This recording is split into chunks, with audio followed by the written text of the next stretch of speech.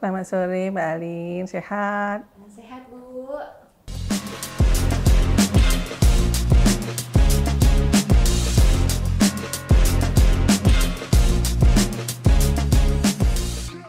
Kalau kita bicara fenomena kekerasan terhadap perempuan dan juga termasuk anak tentunya ya, saat ini yang memang fenomena yang marak adalah terkait dengan kekerasan dalam rumah tangga atau KDRT.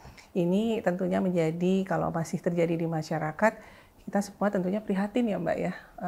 Seharusnya tidak terjadi, apalagi kalau kita melihat skopnya dalam rumah tangga terjadi pada pasangan suami istri, itu yang harusnya tidak terjadi. Ini kan orang-orang terdekat yang harusnya tujuan dari kalau kita pernikahan itu adalah mewujudkan keluarga sakinah mawaddah warahmah. Tentunya yang kita harapkan hanya maut yang memisahkan gitu ya. Nah ini terjadi kasus-kasus kekerasan dalam rumah tangga yang kemudian dilakukan antara suami dan istri. Nah ini keprihatinan kita bersama, kita menyayangkan. Karena dari data yang kami himpun ataupun survei yang kami lakukan menunjukkan bahwa kekerasan dalam rumah tangga menduduki 73% dari pelaporan atau pengaduan yang kami terima di Kementerian Pemberdayaan Perempuan dan Perlindungan Anak.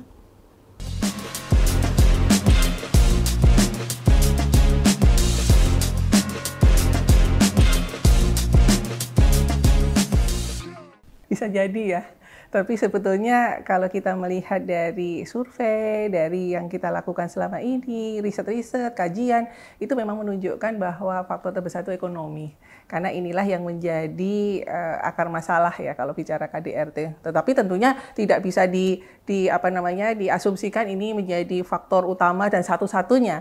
Ini yang menjadi penyebab banyak hal ya, terutama misalnya tadi kalau faktor ekonomi yang mendominasi, kemudian juga ada faktor psikis, faktor sosial, faktor-faktor lain yang kemudian ini memicu munculnya kekerasan dalam rumah tangga, apalagi ini dalam skop rumah tangga ya. Dan penting juga kalau kita bicara tentang KDRT itu jangan dipahami ini hanya terjadi antar suami istri ya. Undang-Undang Nomor 23 Tahun 2004 yang tentang penghapusan kekerasan dalam rumah tangga juga menunjukkan bahwa di situ kekerasan dalam rumah tangga itu bisa terjadi pada siapapun yang ada, tinggal menetap dalam lingkungan satu keluarga. Jadi faktornya banyak, penyebabnya banyak, tetapi sekali lagi yang memang faktor dominan itu faktor ekonomi ya.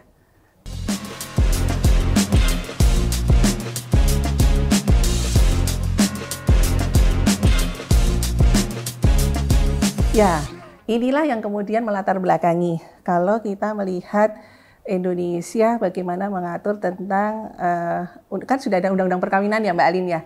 Dulunya Undang-Undang 174. Nah, berdasarkan dinamika, berdasarkan kondisi terkini, kemudian dilakukan perubahan, revisi gitu ya. Dulunya itu 16 tahun untuk perempuan, 19 tahun untuk laki-laki. Nah ini kita lihat bagaimana sih kematangan secara emosi, kematangan secara psikis, kematangan secara kesehatan gitu ya, kita lihat kematangan secara ekonomi. Ini menjadi pertimbangan yang kemudian undang-undang yang sudah cukup lama ini dilakukan pembenahan, dilakukan revisi. Nah ini yang kemudian ada salah satu pasal yang kemudian kita lakukan pendewasaan usia kawin.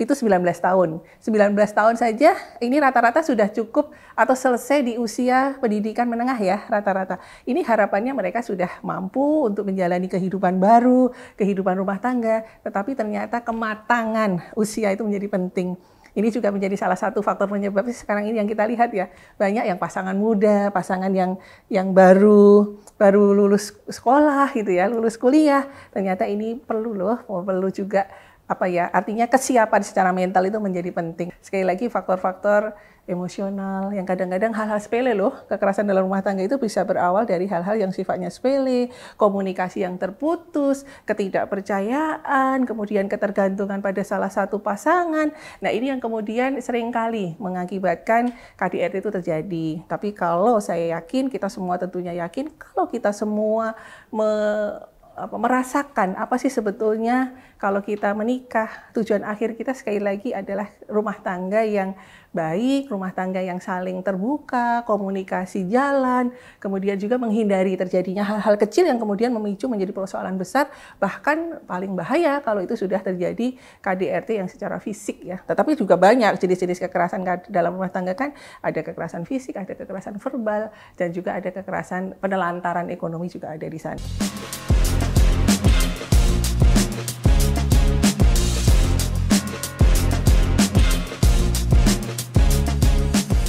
Ada, ini yang juga harus diketahui oleh publik ya. Kalau bicara undang-undang PKDRT, kalau kita melihat pengesahannya dan pengundangannya itu di tahun 2004 menjadi Undang-Undang Nomor 23 Tahun 2004. Kalau kita lihat hitungannya sudah berapa tahun ya? 19 tahun. Artinya sudah hampir 2 dekade, hampir 20 tahun. Ini menjadi potret bagaimana sebetulnya kita juga melakukan evaluasi Undang-Undang PKDRT ini. Karena hakikatnya Undang-Undang PKDRT ini juga sudah mengatur bagaimana sih cara sebetulnya tidak terjadi pencegahan KDRT, kemudian juga bagaimana memastikan meskipun ini dalam ranah privat gitu ya, KDRT dalam ranah privat, ada dong hukumannya, ada dong ancaman pidananya, ada di mana itu di dalam Undang-Undang Nomor 23 Tahun 2004. Ini yang harus kita lihat betul ya, bahwa sebetulnya sifatnya adalah delik aduan ya. Kalau KDRT itu delik aduan. Nah, artinya harus ada pengaduan.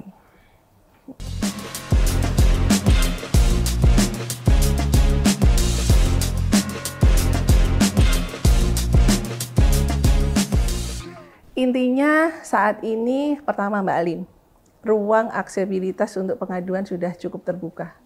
Negara hadir untuk bisa memastikan memberikan jaminan perlindungan hukum, memberikan jaminan kepastian hukum, melindungi setiap warga negara dari perlakuan-perlakuan yang itu mengancam jiwanya, mengancam keberlangsungan hidupnya.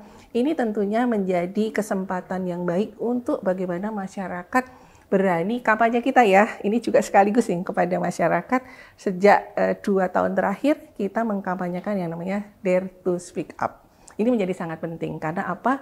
Banyak kasus-kasus kekerasan, tidak hanya kasus kekerasan dalam rumah tangga terbuka. Artinya berani terlaporkan, berani disampaikan dalam arti untuk mendapatkan aspek penegakan hukum. Ini banyak sekali sekarang ini kasus-kasus KDRT yang terungkap karena keberanian korban. Tidak hanya korban, tetapi juga keluarganya. Barang siapa yang melihat, mendengar, siapapun yang memiliki kepedulian, memiliki empati. Oh kok lihat tetangga saya setiap hari ribut, melihat setiap hari tetangga saya kok kayaknya ada perubahan secara fisik, secara emosional gitu ya. Itu harus patut menduga juga. Nah ini yang kemudian menjadi sangat penting, bahwa jangan pernah takut untuk lapor, jangan pernah menganggap bahwa ini persoalan yang tabu, hanya untuk dirinya sendiri, untuk korban terutama, kemudian juga jangan pernah ragu untuk lapor. Lapornya kemana? Nah ini penting. Kami di Kementerian Pemberdayaan Perempuan dan Perlindungan Anak sebagai bentuk negara hadir sudah ada yang namanya call center Sahabat Perempuan dan Anak. Ini mudah sekali diakses, 24 jam, bisa diakses melalui hotline 129. Ini pengaduan langsung atau bisa datang langsung ke Kementerian Pemberdayaan Perempuan dan Perlindungan Anak atau sekarang menggunakan media sosial yang ada melalui WhatsApp 08 111 129 129. Saya pikir ini mudah dihafal ya Mbak Alin ya. Ini menjadi kesempatan baik untuk kepada masyarakat, jangan pernah takut. Karena keselamatan, kenyamanan, dan juga keamanannya dijamin. Dan satu lagi, adalah bebas biaya.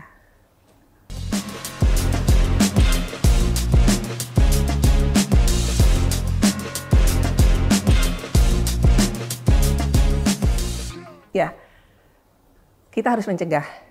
Tidak boleh kasus KDRT ini terjadi, apalagi dalam lingkup rumah tangga, apalagi dilakukan oleh pasangan yang harusnya memiliki chemistry, memiliki rasa cinta kasih yang lebih, yang seharusnya memiliki tujuan yang sama dalam mengarungi bahtera kehidupan. Kemudian juga jangan pernah, akarnya biasanya komunikasi. Delay dari komunikasi itu yang kemudian menyebabkan ketidakpercayaan. Tidak terbuka dengan pasangan. Ini yang juga jangan pernah juga mengendapkan kasus menjadi berlarut-larut.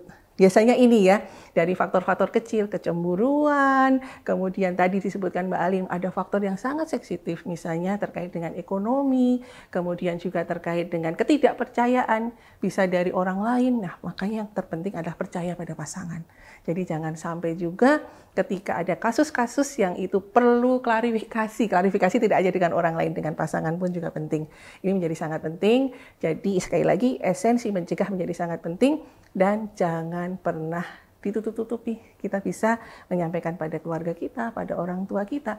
Kalau itu sudah mengarah pada kekerasan yang sifatnya sudah kekerasan fisik dan sebagainya, tidak mengadulah, konselinglah kepada lembaga-lembaga layanan yang terdekat dan atau melalui SAPA 129.